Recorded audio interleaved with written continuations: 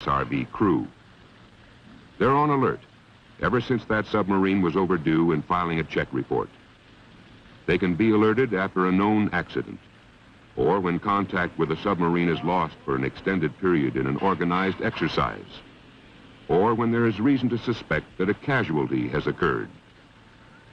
But this time, the sub didn't report, and DSRV is ready, just to be sure.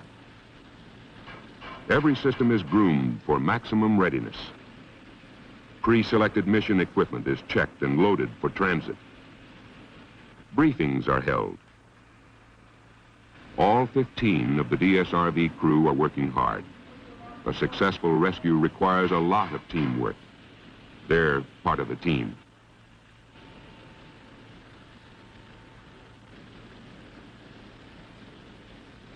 This fiberglass skin is for hydrodynamic streamlining only and is free flooding.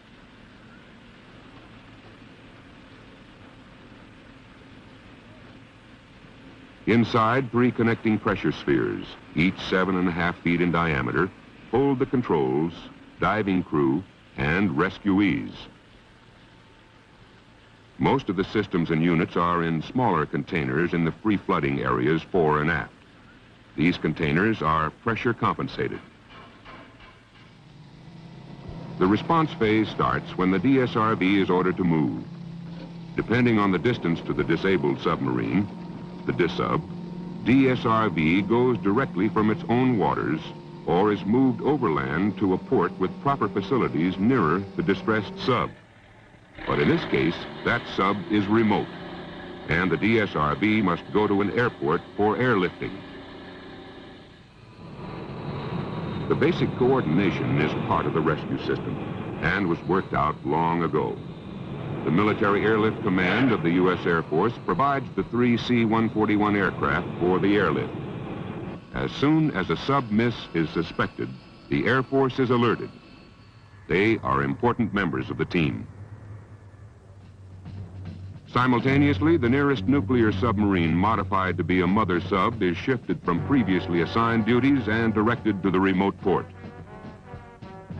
The mother submarine has many special equipments and systems which were installed long before the emergency arose. At the same time, its crew received special training. They also are on the team. The DSRV and all its support equipment are en route to the remote port. These remote ports around the world are pre-selected.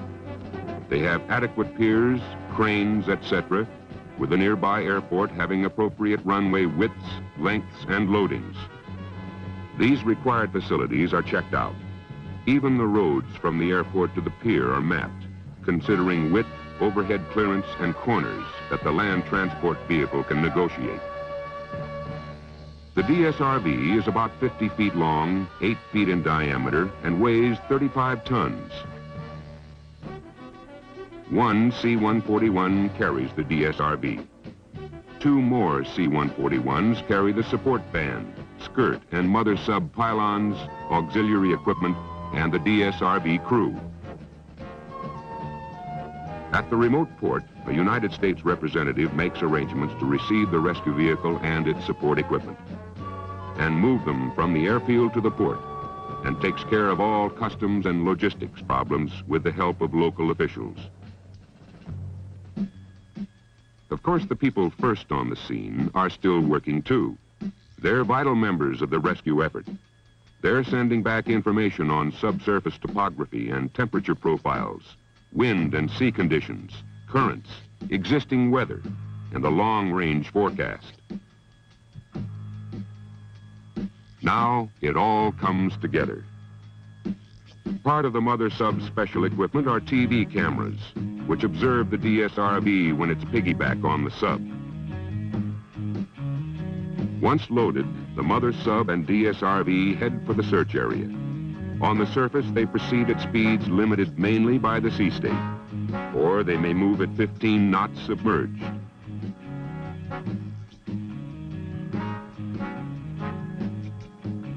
When the DSRV arrives at the scene, and the search force narrows the location of the distressed submarine to an area 6 miles in diameter or less, the rescue operation shifts to the localization phase. Sonar men on the mother sub are listening because the crew on the dis-sub are also working. They too are active in their own rescue effort. They're helping the localization phase with the distress pingers, underwater telephone, submarine sonar, and just simple hull tapping. On board the mother sub, other rescue system operations continue.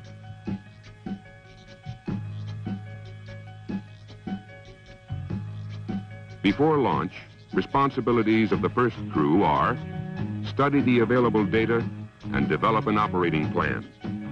The alternate crew aids and participates. After developing the plan, the operator and co-operator go through their checkout procedure. And the other crewman takes care of his pre-launch duties.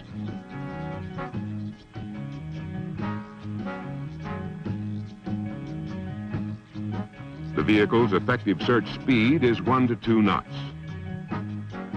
The DSRV uses the planned navigation course, dive angle trim, speed, and active-passive location procedure. Refined information from the onboard sensors may change the original plan. Using its integrated navigation system and sonars, the DSRV navigates in relationship to the search target, fixed navigational points, or the mother sub. An onboard central processing computer integrates the data from sensors and controls, monitors all vital vehicle functions, and provides information to the operators. The vehicle's intercom links the 3 spheres. Speech and other data are recorded. The DSRV also has a UHF radio for communications while on the surface and underwater telephone for communicating while submerged. It communicates with the mother sub at regular intervals, relaying additional data. All significant sonar contacts are reported immediately. Sonars are used to locate the dis-sub by watching for returns from the submarine's sail or hull. Directional listening hydrophones may be used to listen for sounds from the bottomed submarine. When the sub is located, the mission moves into the rendezvous phase. The DSRV homes on the distressed submarine with assistance from the dis-sub if communications have been established.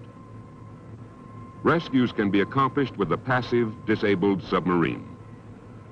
However, the dis-sub can provide information to help the rescue mission.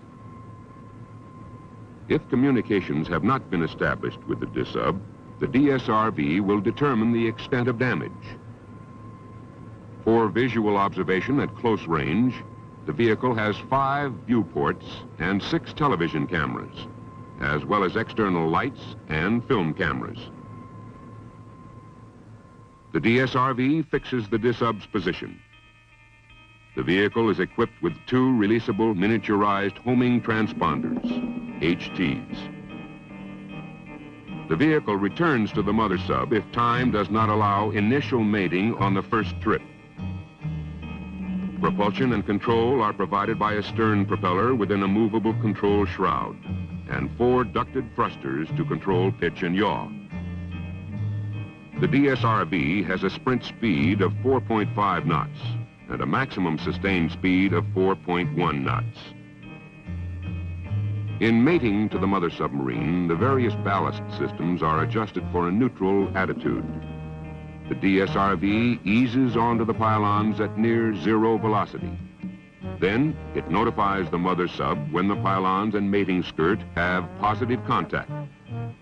The mother sub crew verifies that the DSRV is in position and actuates the pylon latches. For the first rescue trip, life support supplies must be replaced, batteries recharged, etc. Crew substitutions can also be made. The mission moves into the rescue phase, and the DSRV returns to the disabled submarine for mating. The final approach to the submarine is made with the shock mitigation ring lowered. The DSRV hull withstands an impact up to 85/100ths of a foot per second, but the shock mitigation assembly withstands impact up to 2 feet per second. The vehicle sets down on the hull of the dis-sub. Then the manipulator clears the hatch. First, the messenger buoy cable is cut. Then the manipulator's water jet clears any debris from the hatch area. Mating begins with the DSRV aligned to the hatch and with the shock mitigation ring extended. When centered over the rescue seat, the shock mitigation ring is retracted and the dewatering pump in the skirt is started. As the water is pumped out, a pressure differential is created, pressing the DSRV against the sub, ensuring the seal. Now, compartment pressure becomes important. The pressure in the forward control sphere of the DSRV is maintained at a constant 1 atmosphere. However, the pressure in the mid and aft spheres is variable from 0.8 to 5 atmospheres to match the pressure in the dis-sub. When the pressures are equal, the hatches separating rescuers and rescuees are opened. Next, if they are needed, the DSRV offloads supplies, such as oxygen flasks or carbon dioxide absorbent canisters. Water, equal in weight to the rescuees, is discharged from the DSRV's rescue ballast bags into the dis-sub's bilges. Now, the rescuees are loaded on board. 24 rescuees are carried each trip. Normally, 6 trips evacuate a nuclear submarine. Separating is essentially the reverse of mating. Upon return to the mother sub, if the rescuees require decompression, the DSRV is mated athwartships to the forward hatch to offload rescuees into pressurized compartments, then moves to the aft hatch for replenishment. When the last rescuee is aboard the mother submarine, the mission begins the return phase, and all the support equipment is returned to rescue unit home port. This return is normally the reverse of the response phase.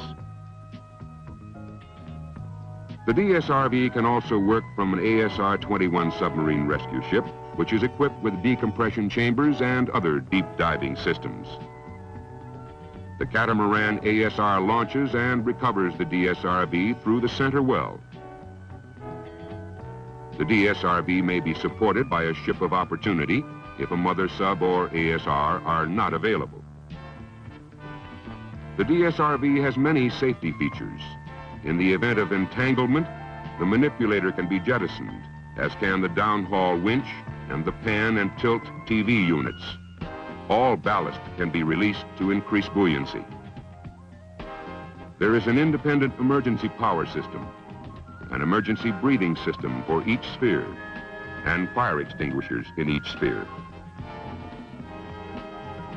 That's the way this team makes a rescue mission work. Every phase successful. Alert. Response. Localization. Rendezvous. Rescue. And